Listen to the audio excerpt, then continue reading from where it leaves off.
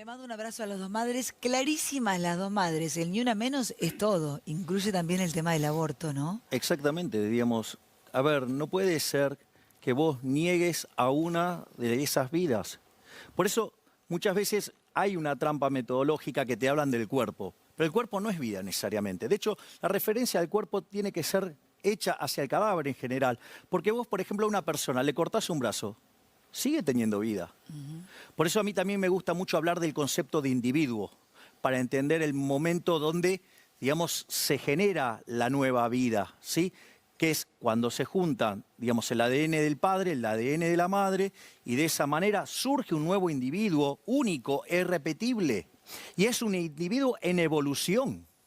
Por lo tanto, digamos, cualquier intención, digamos, de interrumpir ese proceso, que es un proceso continuo, es decir, donde la vida, digamos, es una función continua y en un intervalo cerrado, que inicia, hay un primer salto discreto cuando se da la concepción y hay un último salto discreto que es cuando muere. Si vos en el medio metés una interrupción, eso básicamente es un asesinato. ¿Por qué? Porque no es que hay semana 14 en menos un segundo, no sos nada, sos un freak. Sí, porque encima lo peor de todo es que lo dijo en esos términos. En español tiene distintas acepciones. La usada por Ginés es la de freak, ¿no? Digamos que es bien despectiva. Y después, a partir de la semana 14 y un segundo que hay vida, no, es un disparate eso. No existe, no resiste ningún análisis. Esto es como, digamos, o sea, hay un ejemplo muy estúpido de decir, no, bueno, es como un proceso de producción de un auto. Mirá, si vos, vos interrumpís el proceso de producción de auto, no pasa nada. Primero porque no se muere nadie, ¿sí? Y segundo, ¿sí? Digamos, mañana podés arrancar y podés volver a hacerlo. O sea, no, digamos, eso es una estupidez. O sea, o por ejemplo el uso... No se puede comparar con nada, básicamente, ¿viste? A ver, o por ejemplo cuando te dicen el uso de la razón, es otra estupidez. Porque con ese criterio, entonces la madre lo puede tener y como todavía el bebé no desarrolló, digamos, los mecanismos para racionalizar y tomar decisiones, ¿sí? Como un humano, digamos, en el formato, digamos, convencional que uno estudie ese proceso decisorio, entonces lo puede matar todavía. Entonces tenés unos cuantos años todavía después del vientre para matarlo. Ahora, estamos atrasando un montón en el debate, lo hemos conversado con vos en otras oportunidades. ¿Quién empezó con esto y en qué momento? Mira, esto en realidad tiene su origen a inicio de la década del 70, donde un conjunto de trasnochados, ¿sí? Con Donella Meadows a la cabeza, digamos, en el Club de Roma. El Club de Roma arrancó en 1968. O sea, básicamente los del Club de Roma son neomalthusianos, o sea, vienen de Malthus. Si me permitís, cuento un poquito de Malthus, cuento cómo esta gente lo revive a Malthus, al reverendo Malthus, porque además Malthus era un sacerdote, ¿no? Es interesante. ¿Estamos hablando de qué siglo? Y mirá, estamos hablando siglo XVIII, Malthus.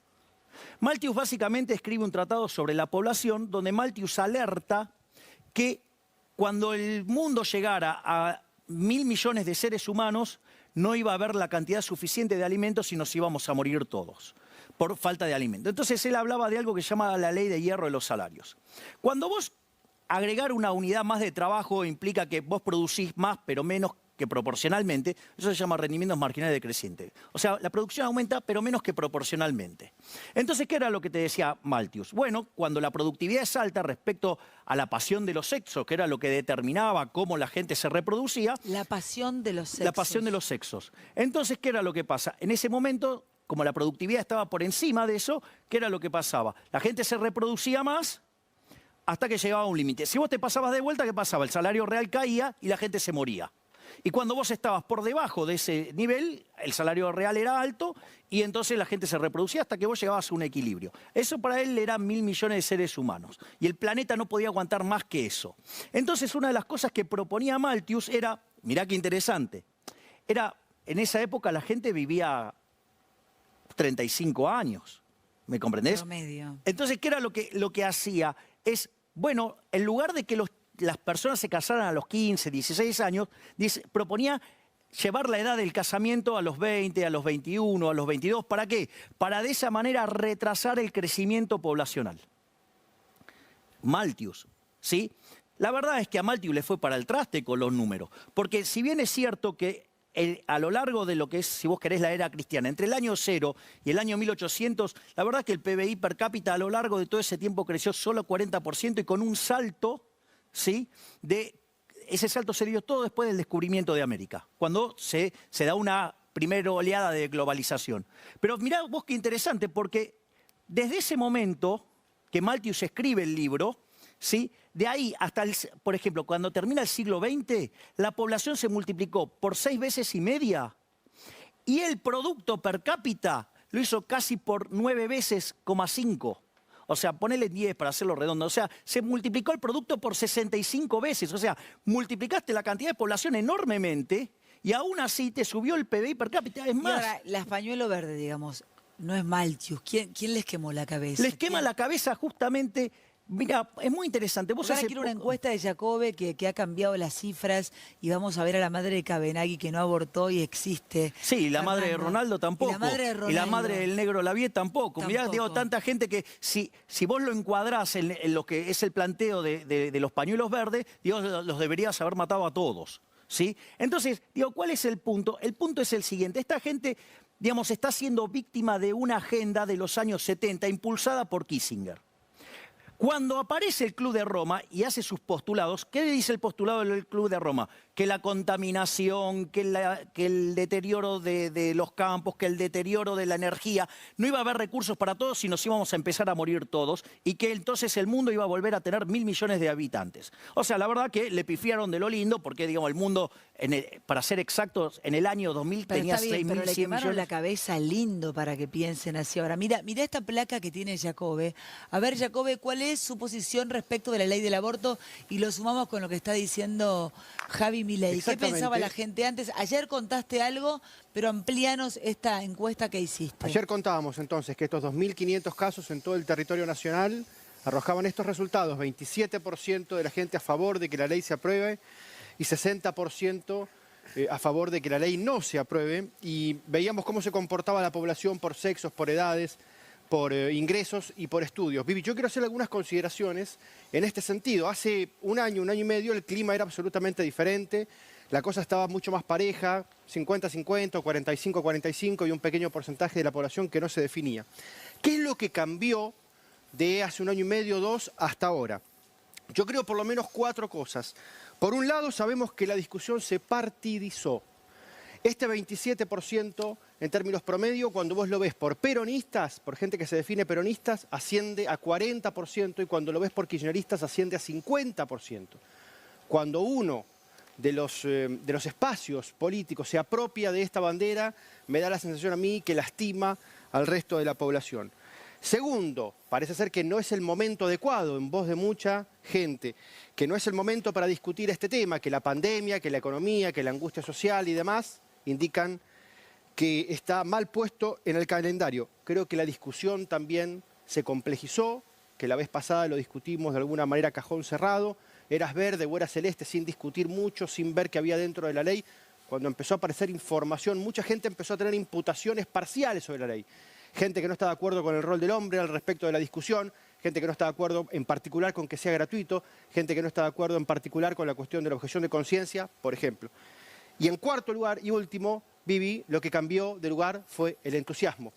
Cuando los verdes entraron a la escena pública con esta discusión, lo hicieron con entusiasmo, con alegría, con color, con banderas, con pañuelos, con brillantina en la cara, Vivi.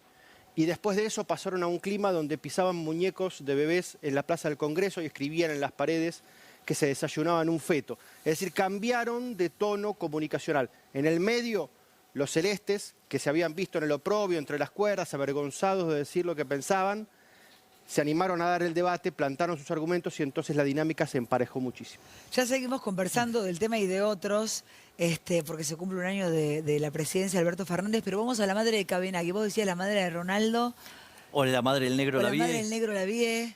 Yo Claro. pensaba el otro día en Doña Tota, la madre En Doña Tota, de Diego Armando que Maradona. hubiera ¿no? sido candidataza para los pañuelitos verdes para llevárselo puesto a Dieguito Armando. Cuando decís los pañuelitos verdes, ¿te dicen algo, te putean, te dicen algo o nada ya? No me importa. No me importa. ¿Desde cuándo me va a importar, digamos, lo que puedan opinar un conjunto de personas que proponen un genocidio? Proponen un genocidio. Sí, obvio, claro. De inocentes por nacer. Entonces, digo, ¿qué me va a preocupar? ¿Qué me importa lo que digan? O sea, ¿a vos te importa lo que te diga un asesino? No. ¿Alguien que defiende el asesinato?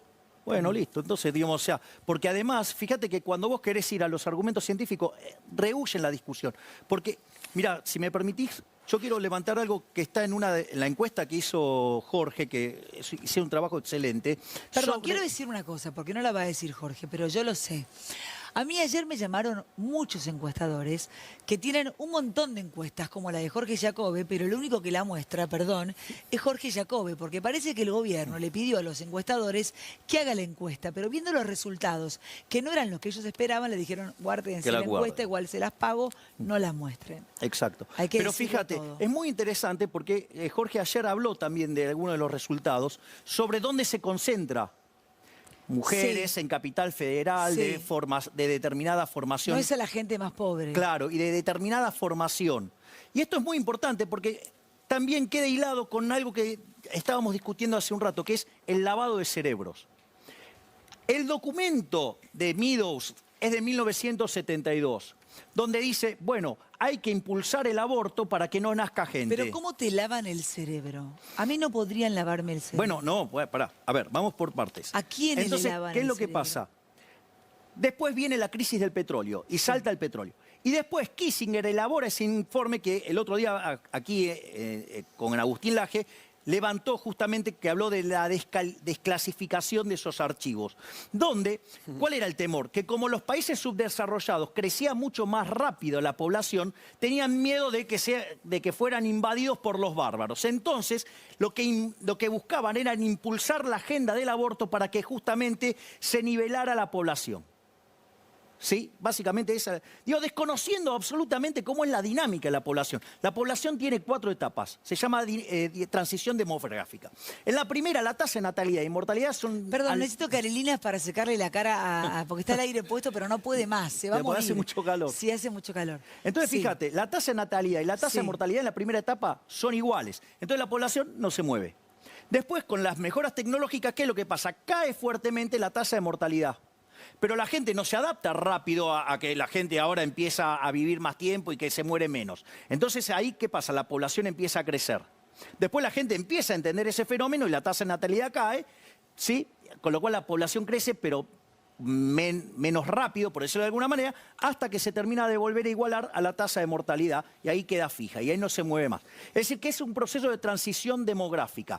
Entonces, O es sea, más, joden los que están por nacer y joden los viejos para esta gente. bueno, claro, bueno, es que el problema es que si vos... ¿Cómo sería el mundo ideal para toda esa gente, digamos? No, es un Porque infierno. además también de alguna manera es como terminar con la familia, que es la base de la Pero sociedad. claro, pero además es un infierno, porque cuando vos hagas esto, ¿qué pasa? El sistema previsional, que son sistemas de reparto, y vos empezás a envejecer el tamaño de la población, los quebrás todos, entonces no vas a tener ni producción, ¿sí? Y no vas a tener con qué financiar el sistema de reparto, y vas a la quiebra. O sea, con lo cual, digamos, o sea, termina en una guerra, pero total. Entonces, me parece que... Y además están partiendo de una hipótesis equivocada. El Club de Roma le erró ferozmente. Todas las predicciones del Club de Roma fallaron. Digamos, decían que iba a haber 1.000 millones de seres humanos y había 6.100 millones. Hoy hay 7.800. En lugar de darse la hipótesis de Malthus que la economía iba a desacelerar su crecimiento, creció como nunca en la historia de la humanidad. La Pero ahora explosión de tenemos la crecimiento... economía no de Malthus, sino de Sarasa. No, bueno, del claro. presidente megáfono. Las cosas han cambiado. Sin embargo, lo curioso, y vamos a ver te reíste, vamos a ver el video de la mamá de Cabenagui, porque además la madre de Cabenagui no dice en ningún momento que es la madre de Cabenagui. Ella habla cómo se llama, de dónde es y bla, bla, bla, de que es su hijo Fernando, y de repente te meten los goles de Cabenagui y te caes de culo. Vamos a ver eso y analizamos el primer año de Alberto Fernández. ¿Qué le encontrás de bueno? ¿Qué le encontrás de negativo? Si es que encontrás algo más. Tengo una buena. ¿Cuál? Por lo menos ya pasó el primer año. Queda Bueno, uno menos. pero ¿sabés qué? El día del debate, ese día se va a cumplir un año y vamos a estar debatiendo la muerte a pocos días de la Navidad. A mí Bueno. me parece un golpe bajísimo Bien- en un momento inoportuno. Bien propio de este gobierno genocida. Gobierno genocida. Gobierno genocida. Y Por- te lo voy a demostrar. Bueno, yo te decía recién mientras lo mirábamos, Javi, ¿Qué pasó? Y ahora quiero que también participe, Jacobe, que lo está manoseando a Caruso. No sé qué pasó por ahí atrás. Justo No, pero que no vos seas estaban alcahueta, porque... medio gallineando. Hay amor, hay amor. Te puede pasar cualquier cosa acá. Empezó a parecer como, a ver, lo voy a decir humildemente, gente con la que yo me identifico. A mí la mamá de Cabenagui es una señora que me genera empatía. Me genera empatía, esa es la palabra.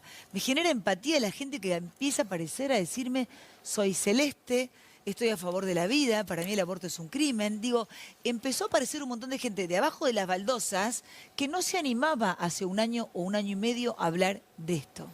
¿Por qué? ¿Qué pasó? Bueno, ahí hay, sin lugar a dudas, personas muy destacables. Yo, digamos, valoro siempre muy fuertemente tu trabajo, Viviana. O sea, vos haces un trabajo enorme, vos vas por los principios, no por la conveniencia. Es decir, no estás haciendo la cuenta. ¿Sabes qué? Vos vas por tus principios. Yo voy gratis, yo voy de onda, voy por amor. Bueno, pero es que justamente, bueno, mira, el día que vos hiciste el especial contra el aborto, vos dijiste algo que fue genial. Digamos, vos no sabés si va a salir o no la ley, porque está claro que justamente Argentina es una democracia fallida. Están sobornando a medio mundo para que salga. En ese edificio, digamos, básicamente no representa a la gente, por lo tanto puede terminar votando cualquier cosa. Eso sí, cuando yo entre ahí, digamos, voy a hacer todo para cambiar ese resultado. Ese primero. Perdón, yo quiero decirte una cosa mientras vos me decís cosas lindas y te las agradezco y además ves el programa. Yo esta batalla la doy sin importarme el resultado. Me encantaría que el resultado fuera el que a mí me parece correcto, pero yo no lo hago por el resultado. Pero hay algo lo hago maravilloso. por una cuestión de convicción. No, pero no solo por la cuestión de convicción. En un momento vos hiciste una reflexión. Si logro evitar un aborto y salvé una vida, verdad. El programa valió la pena. Entonces, cuando vos te encontrás con una persona que tiene esos valores, y además, discúlpame que use un término fuerte, y las pelotas que tenés, porque la verdad vas al frente, ¿sabés qué? Digamos, gracias a vos, que también le das lugar, ¿sabés qué? Vos le diste lugar a Agustín Laje, que es un gigante, ¿me comprendés? Pero en otros lugares no lo dejan estar. ¿Por qué? Porque no es el discurso dominante, no es el discurso con el cual se le lavó el cerebro a la gente. Porque no casualmente, ¿sí? Fíjate que el perfil, por eso me gustó tanto la encuesta de Jorge, cuando empieza a describir el perfil de los pañuelitos verdes. O sea, son personas que claramente tienen una mayor cantidad de lavado de cerebro en la cabeza, que impulsada ¿por quién? Por Kissinger. ¿Me entendés? Frente a la situación que veía que, digamos, los países subdesarrollados iban a invadir, digamos, de modo bárbaro a los países desarrollados. O sea, ¿qué proponía? Como proponer la agenda del aborto, instalar la agenda del aborto, ¿me entendés? Y así es como Pero nos metieron... ¿cuál es el plan de Alberto, entonces? El plan de Alberto Fernández. A un año de su mandato, ese día se está debatiendo. Mirá, y por supuesto que él es pañuelo verde, cosa que no hay nada peor, porque el presidente podría, como hizo en su momento Macri, que yo no lo compartí, poner el debate y no decir esta bandera es mía, porque si sale es un quilombo y si no sale es otro quilombo para el presidente. Y sería ya el cuarto o quinto que se come en un año. A ver, lo primero creo que por lo que más está preocupado el presidente Alberto Fernández de Kirchner es que no se le vean los hilos. Digo, que es una triste marioneta, es un fantoche. Digo, pero además, o sea, él, digamos, está claro que es un presidente débil, de base, porque el poder no lo tiene él, el poder lo tiene Cristina, y claramente él, digamos, en esa falencia tenía que hacer un giro hacia su base de sustentación política. Y obviamente que la cuestión de la pandemia repotenció esa situación. ¿Sí? Y lo llevó a radicalizarse a un extremo estúpido. ¿Y qué va a hacer Cristina en el Senado? No lo sé, digamos, o sea, ella sacará las cuentas de si le conviene en términos electorales, o sea, en votos, o sea, digo, Cristina es eso, es un animal político de esas características. Pero al margen de eso, pero ¿qué es lo que nos deja Alberto Fernández? ¿Por qué yo digo que este es un gobierno genocida? Porque mira, ¿sabés qué? ¿Qué nos dijeron acá? Que iban a cuidar la salud y no iban a cuidar la economía. Bueno, ahí estuvieron más o menos precisos. 40.000 muertos por COVID. Sí, claro, pero quiero ir a este punto antes porque ese es el resultado final. Sí. Vos fíjate esto, vos tuviste, en el mundo, ¿cuánto cae el PBI? 4%. En Argentina cae 12%. Es decir, evidentemente esto es un desastre. Es decir, en Argentina la tasa de desempleo trepó al 29%, bien medida. ¿Sí? Argentina, digamos, si vos le sacás los planes sociales, tiene 50% de pobres, y si llegás a sacar el IFE, que es lo que quieren hacer en el presupuesto, ¿me entendés? Vos te vas a ir, por ejemplo, a 18% indigentes. Entonces, hoy que tenés 10% indigentes, que son 4,5 millones de personas, cuando por el tema del presupuesto saquen los IFE, vas a hacer saltar la pobreza a 8,5, o sea, vas a meter 4 millones de indigentes más, gente que no puede morfar. Punto 1. O sea, con lo cual eso ya es bastante complicado. Destrozaron, mandaron a la quiebra a decenas de miles de empresas. Destrozaron 4 millones de puestos de trabajo. ¿Sí? Mirá lo que son las cosas. Son tan hijos de puta que no se tocaron un mango de sus dietas porque eso es... digamos, demagogia. es demagogia. Si vos tomás todo el gasto de la política, no, digamos, la gente que trabaja en salud, que trabaja en educación, que trabaja en seguridad, no. La que tiene que ver con la que se lleva la política, ¿sí? En todos sus aspectos. ¿Sabés que si se hubieran bajado 10% su curro, eso te da 150.000 millones de pesos? O sea, no habría que haber ajustado a los jubilados. ¿Me entendés? Y ahora vamos a lo peor de todo, ¿sí? Porque este gobierno, ¿me entendés?, que se la pasa hablando de los 30.000 desaparecidos, que no son 30.000, ¿sí? Y que, digamos, entre los desaparecidos y muertos, si vos tomás lo que dice la Secretaría de Derechos Humanos, que es la fuente que utiliza básicamente en su nuevo libro Ceferino Reato, ¿sí?, sobre los 70, ¿cuántas son las personas, digamos, desaparecidas y asesinadas? 7.300, ¿ok?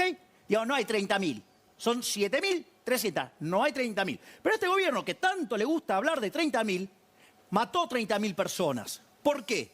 Porque si Argentina hubiera hecho lo mismo que hizo todo el mundo, o sea, no te estoy diciendo ni que fuera bueno ni malo, nada, mediocre, como todo el resto del mundo, ¿sí? Bueno, si hubiéramos hecho lo que hizo el resto del mundo, ¿sabes qué? Hoy tendríamos 9.500 muertos. ¿Por qué? ¿Sí? Bueno, bien, y tenemos 40.000. Es decir que hay... O sea, ¿estás diciendo que de alguna manera Bolsonaro tenía razón? Mirá, a ver, lo que estoy diciendo es que claramente podríamos haber sido mediocres y ser como el resto y teníamos 9.500 muertos. Y en Terminamos cambio nosotros... siendo recontra mediocres Bueno, igual, exacto, tenemos claro, estamos en el muertos. top 5 de los peores. Bueno, pero por eso, ahora, en ese contexto, vos fíjate esto. Quiere decir, este gobierno que se llena la boca de los 30.000 desaparecidos que nunca pueden contar, ¿sí? Ahora sí mataron a 30.500 personas, sí, el señor Ginés González García, Pedro Can, sí, Eduardo López, Luis Cámara, ¿no? Digo, esos que te aparecían por todos lados sembrando el terror, ¿sí? Porque Igual, el tema la de los diferencia... desaparecidos es un tema intocable. No, a mí me importa un rábano que sea intocable para ellos. Digamos, nunca me pudieron probar el número. Mostrame los 30.000. No es tan. ¿Sí? No es tan. En cambio, este gobierno sí mató 30.500, porque lo hizo mucho peor que el resto. Entonces sí, este gobierno tiene una mochila de 30.500 muertos y sigue contando. ¿Sí? Entonces lo quiero ver a Pedro Can diciendo los que están en contra de lo que proponemos están a favor de la muerte. Ahora con la ley, si se legaliza, vamos a tener muchísimos más muertos también. Bueno, entonces, pero eso o sea, en un año de muerte le vamos a poner más muertes. Claro, porque parece que no les alcanza los asesinatos vía COVID. Pero ¿sabes por qué en realidad pasa esto, Viviana? Pasa por algo muy simple. Digamos, aquellos que en su momento, lo comentábamos, vos lo mencionabas a mi amigo y compañero de ruta en este lío de la política, a Luis Rosales, a José Luis Espert. Nosotros denunciamos los errores que se estaban cometiendo. ¿Por qué? Y porque habían pasado 4 meses, tenías la evidencia, tenías el conocimiento científico de cómo se enfocan estas cosas y de qué nos trataban de asesinos, de que eran muertos. Sí, claro, exactamente. Bueno, el que hablaba yo me acuerdo que hablé con Pichetto por primera vez al comienzo, en los primeros 2 meses, y Pichetto me dijo desde su casa de Vicente López en un móvil, me acuerdo perfecto, yo estaba en el escritorio y me dijo, si no le damos bola a la economía, se va todo al carajo, con palabras de Pichetto. Ahora vos me decís, esto es un quilombo. ¿Por qué vos te querés meter en este quilombo? ¿Querés cambiar el Congreso? Digo, es un despelote la Argentina. ¿Por dónde se empieza? ¿Por dónde se arranca? Pero fíjate, porque quiero... Sí. Permitime este remate, porque fíjate esto. ¿Por qué pasó todo esto? ¿Cómo hacen los países exitosos para evitar este problema? Testeos masivos, testeos masivos, testeos masivos. ¿Qué pasa? ¿Sabes cuál era el problema, Viviana, con esto? Que como les estaban cayendo los ingresos, entonces la de ellos no se tocaba, bajar los impuestos tampoco, con lo cual mandaban miles de empresas a la quiebra. Les pareció interesante repartir IFES, ¿me entendés? 8.970.000 IFES. El Estado te ayuda, sí, mirá cómo nos ayudó. Pero no solo eso. Quedó en evidencia que nos robaron con el Estado presente y digamos, el Estado te cura porque claramente digamos, el sistema de salud no estuvo a la altura de las circunstancias. El ministro de Salud no está a la altura de las circunstancias. Pero esto es lo peor de todo. ¿Cómo se combate los casos exitosos? Con muchos testeos. Pero ¿sabes cuál era el problema con los testeos? Que vos los tenías que importar. Y esas son licitaciones abiertas y transparentes. De hecho, cuando Chile nos quiso ayudar, ir a una compra conjunta para que nos saliera más barato, ¿qué le dijeron? Que no. ¿Qué quiere decir? Que este gobierno, con tal de no dejar de robar, prefirió asesinar a 30.500 personas. Por eso es un gobierno genocida. Y por eso tiene que negociar ahora un acuerdo con el Fondo Monetario Internacional porque no quiere garpar en los próximos 3 años 44.700 millones de dólares. ¿Sí? Entonces, ¿qué es lo que pasa? Quiere patearlo para adelante, necesita un crédito que se llama facilidades extendidas. Ahora, en ese contexto, tiene que ajustar. Entonces, ¿ajustan ellos con todos los errores que cometieron? No, jamás ajustan. ¿A quién van a ajustar? A los pobres tipos que lo dejaron sin laburo, ¿sí? Y te han cobrando el IFE. Entonces, ¿qué van a hacer? Un caos social. Fíjate qué locura. Estamos en el año de la pandemia. Digo, ¿la salud tendría que ser prioridad? ¿Cuánto le asignan a salud? Medio punto del PBI. A políticas de género, 3,5 puntos. ¿Pero en qué cabeza entra? Esto es un disparate. Es decir, ¿para qué? Para que me vengan a decir que tengo que utilizar el lenguaje inclusivo, para que diga el dispibis. Pero vamos, tengo gente muriéndose de hambre. Y me vienen con la boludez de que hay que escribir, digamos, con la X o con la E, pero ¿de qué cabeza entra? No, esa te la banco, esa es increíble. Además, el Ministerio de Salud acaba de hacer un recorte muy importante y en el medio está el aborto. Las mujeres se mueren en partos en muchos hospitales porque no tienen la atención de los obstetras en tiempo y forma. Y están hablando de abortos. Es el país de la incoherencia, yo lo decía al comienzo. No, pero aparte un Ministerio de Salud debería ocupar de El ministro de Salud dijo hace un tiempo, salvar hace la gente, no meses, matarla. dijo, hasta acá llegué. Y no matarla. Bueno, entonces, digo, va hasta en contra del juramento hipocrático. Eso es impresionante. Porque es para salvar vidas. Digo, el que estudia para médico es para salvar vidas, no para matar. Ese es un tema. Aparte, después tenés otro montón de otros problemas. Es decir, es inconstitucional. O sea, primero porque va ya desde el vamos contra el preámbulo. Va contra distintos artículos de la Constitución Nacional. Va, por ejemplo, contra el Pacto de San José de Costa Rica. La Constitución es provida. Claro, es más, defiende los derechos del niño, ¿sí? Entonces, está en contra de lo que dice el Código Civil, lo que dice el Código Comercial. Entonces, digo, es inconstitucional, pero además la ciencia no los asiste. Digamos, justamente todos los estudios de la genética moderna van en contra, pero ¿qué pasa? Hay una bajada de línea desde hace casi 50 años, si vos querés 45 años, que es lavarle la cabeza a la gente de que hay que abortar, que no tiene que crecer la población y que hay que promover el aborto porque, digamos, vamos a terminar muriéndonos de hambre porque no hay lugar en el planeta para todo, lo cual es una estupidez. Es una estupidez enorme. Es falso, digamos, que la población, digamos, sea un mecanismo por el cual te empobreces. Es falso, es falso. Y voy a explicar por qué. Tenés 30 segundos. Había un economista brillante, se llamaba Julian Simon. Entonces decía, hay dos formas de estimular el progreso tecnológico. Uno es el tema de la demanda.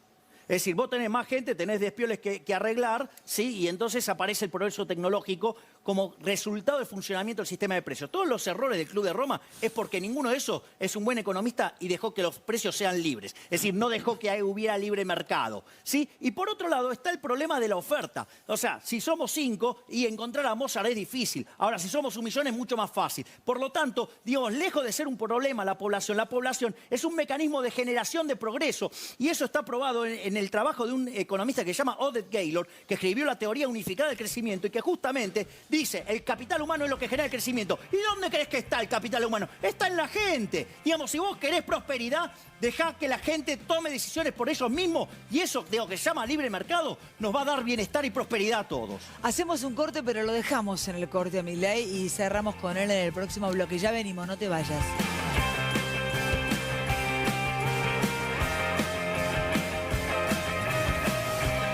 Llama ahora al 0810-345-8422. Milei, quedó pendiente una. ¿Por qué? En todo este quilombo, como dijimos antes de la política, vos te querés meter y te querés animar a meterte en el Congreso. Porque si queremos volver a ser un país desarrollado, tenemos que volver a abrazar las ideas de la libertad.